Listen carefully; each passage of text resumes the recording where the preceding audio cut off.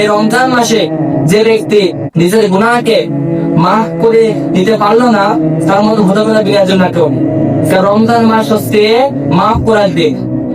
এই যে 30টা দিন রমজান মাস, এই রমজান মাস হচ্ছে গুনাহগার বান্দা যারা আছে আল্লাহর কাছে মাফ চেয়ে নেওয়া। কিসে না বলেন?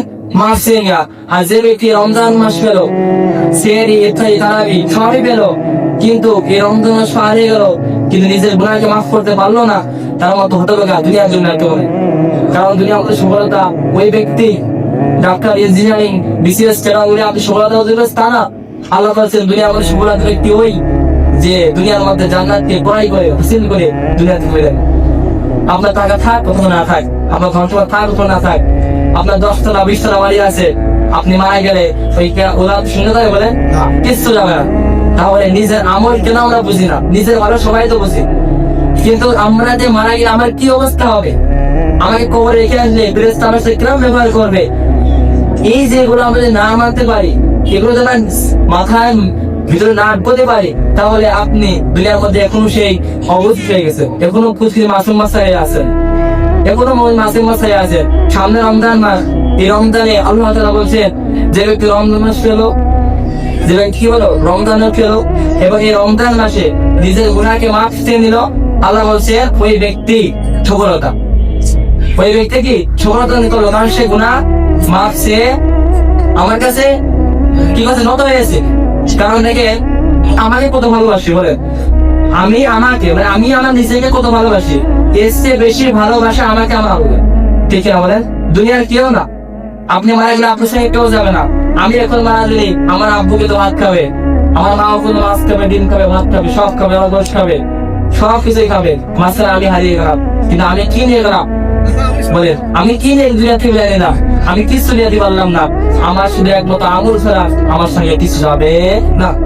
তাই এইটা আমরা কেন বুঝি না যে আপনি যে আমলটা করবেন সেটাই আল্লাহ তাআলা আপনার জন্য কি আমাদেরকে রেখে দেবে। যে আপনি মসজিদে 1 লাখ টাকা দিয়েছেন, ছাপো ভাই বলছি আমি মসজিদে টাকা দিয়েছি বা মসজিদে 1 লাখ করে দিয়েছেন বা মাদ্রাসা বানিয়ে দিয়েছেন, আপনি জান্নাত পেয়ে গেছেন বলে? আপনি কি জান্নাত পেয়ে গেছেন? কারণ জান্নাত 10টা পৃথিবীর সমান একটা জান্নাত, একটা জান্নাত 10টা পৃথিবীর সমান হাদিসে আসছে। তো সম্প্রদায়ের এক কথা যে আপনি মসজিদে 1 লাখ করে দিয়েছেন বা মসজিদে কাজ করে দিয়েছেন, তাই মানে এরকম না যে আপনি জান্নাত পেয়ে গেছেন, এরকম না। হাদিসে কোথাও লেখা নেই যে আপনি দান করে জান্নাতে যাবেন, কোথাও লেখা নেই। আল্লাহ বলেছেন দান করলে সওয়াব আছে। কি আছে বলে? সওয়াব আছে। আপনি দান করেছেন সওয়াব পাবেন। কি পাবেন বলে? সওয়াব পাবেন। রমজানে দান করলে বেশি সওয়াব, রমজানে দান করলে কি 70 গুণ সওয়াব। মানে এই সময় দান করলে যে সওয়াব পাবেন, রমজানে দান করলে বেশি সওয়াব পাবেন। তাহলে আপনি মসজিদে 1 টাকা 2 টাকা করে নিয়ে জান্নাত পাবেন তা না। আপনি এমনি আল্লাহ তাআলা বলেছেন যে মিজানের পাল্লা এমনি বসাবে না, মিজানের পাল্লা আল্লাহ এমনি বসাবে না। কারণ মিজানের পাল্লা আপনাকে ওজন করা হবে, মাপ গুনাহ সব ওজন করার পরে যদি আপনার গুনাহের পাল্লা বানি হয় তাহলে আপনি কি জাহান্নাম ছাড়া কোনো পথ নাই। আর যদি নেকির পাল্লা বানায় তাহলে জান্নাত। তাহলে মসজিদে 1 টাকা করেছেন 2 টাকা করেছেন, আপনি নামাজ নাই করেছেন না, তাহলে কি আপনি জান্নাতে যাবেন বলে? জান্নাতে লাগবে পারবেন না। অনেকে আগে নাই মসজিদে করে দিচ্ছি নামাজ পেলে, এরকম আল্লাহ বলছে যে আমি যদি আজকে আসল নামাজ পড়ি, মনে করেন আমি আজকে আসল নামাজ পড়ি, এখন আসল নামাজ কাজে চলে গেছে, এখন আমি আসল নামাজের নিয়ত করে মসজিদে 1 টাকা করে দিই, তাহলে কি ওই নামাজ পরিপূর্ণ হলো না? বলে আসলের যে সওয়াব ওই সওয়াবকে পাবো, ওই যে কাজটা হলো এটা আমাকে ধীরে চলে আসবে।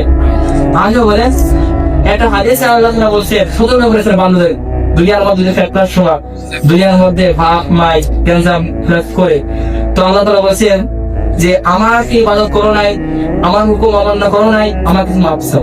কি চাও? মাফ চাও, আমি আল্লাহ মাফ করে দেবো। আমি আল্লাহ কি করবো? মাফ করে দেবো। কিন্তু যদি কোনো বান্দার হক নষ্ট করো, কি করো বলো? এতিমের হক বা মানুষের কষ্ট থাকো, মানুষকে জুলুম করো, তাহলে ওই ব্যক্তি যদি মাফ না করে তা আমি আল্লাহকে মাফ করবো না।